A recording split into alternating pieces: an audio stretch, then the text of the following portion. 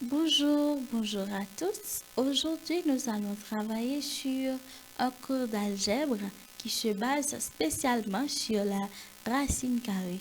Je vous présente notre plan pour ce nouveau cours. Plan du cours, tout d'abord, nous allons parler de l'histoire de la racine carrée. Point 2, comment trouver la racine carrée d'un nombre. Point 3, c'est quoi une carrée parfaite? Quatrième point, quels sont les carrés parfaits?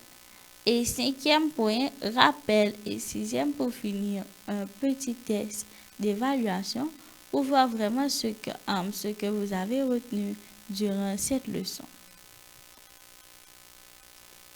Histoire sur la racine carrée.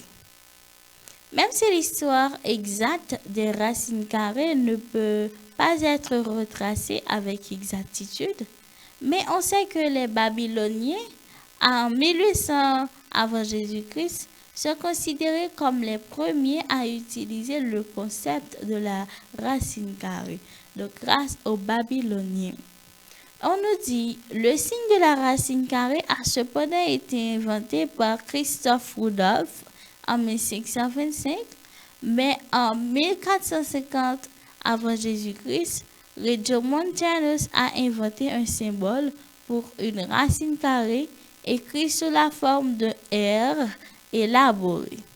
OK? Donc, premier monde qui peut faire nous fait peur de racine carrée avec signe racine carrée, c'est grâce avec les Babyloniens. Mais Christophe Rudolph prend relais, côté lui-même, il va venir ensemble avec symbole là, ou encore signe là. Mais Regiomontanus, qui lui-même qui a inventé symbole pour racine carrée, écrit sous forme de R. OK? Le symbole de la racine carrée, OK, une sorte de V, a été utilisé pour la première fois sous la forme imprimée en 1525. Certains avancent que le symbole radical moderne vient d'une déformation de R, puis petit r, la première lettre de la radix, racine en latin. D'où on dit racine en latin qui est radix, ok? On dit racine en latin qui est radix.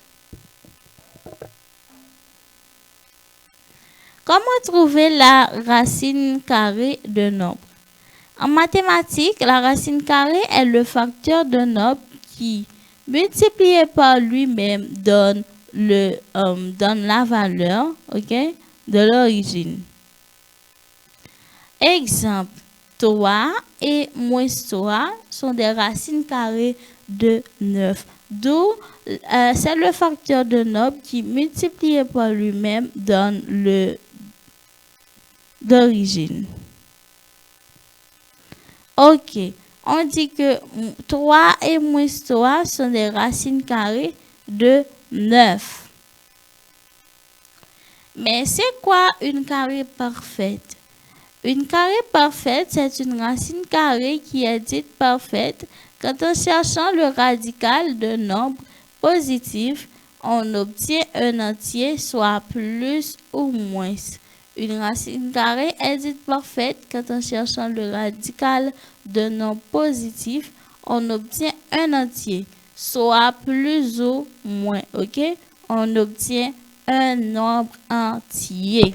Donc, nombre ça, il pas de virgule, il pas de décimal. Je vous présente le tableau des carrés parfaits. Radical de 0 est égal à 0, radical de 1 est égal à 1.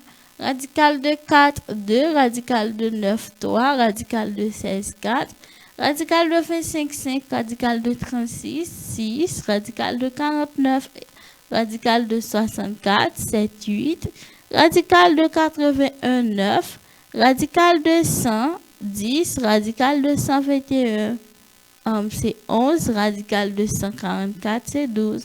Et radical de 169, c'est 13. Donc, c'est 13 ça que je choisis pour faire nous part de haut comme racine carrée. Yes, nous avons beaucoup parlé. Nous avons beaucoup parlé de la racine carrée. Nous avons dit c'est quoi la racine carrée, quelle est son importance et aussi comment la calculer, comment la chercher. Ok, c'est la racine carrée. On vous a présenté aussi un tableau parfait de la racine carrée qui sont de 0, racine carrée de 0 jusqu'à racine carrée de 169. Ok? Maintenant, nous allons voir ce que vraiment vous avez retenu durant cette leçon. Question 1. Là, de nombre est ce nombre qui est élevé au carré. Petit a la racine carrée ou petit b la puissance. La bonne réponse est petit a, qui est la racine carrée de nombre, est ce nombre qui est élevé au carré. 2. En 1525, a inventé le signe de la racine carrée. Petit a, Christophe Rudolph ou Isaac Newton.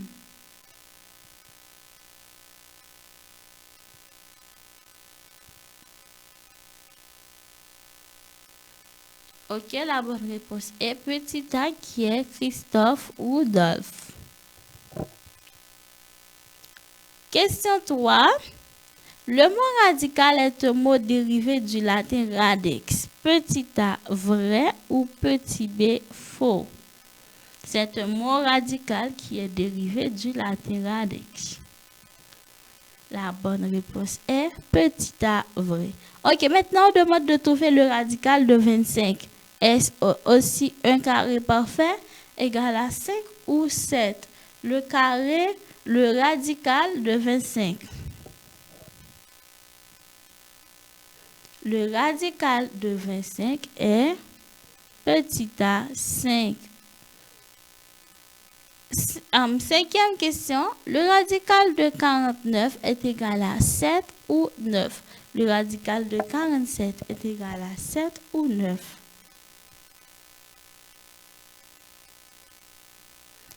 Le radical de 49 est-il égal à 7 ou 9? La bonne réponse est petit a. Le radical de 49 est 7. D'où on fait 7 exposant 2 ou 7 par 7 qui nous donne 49.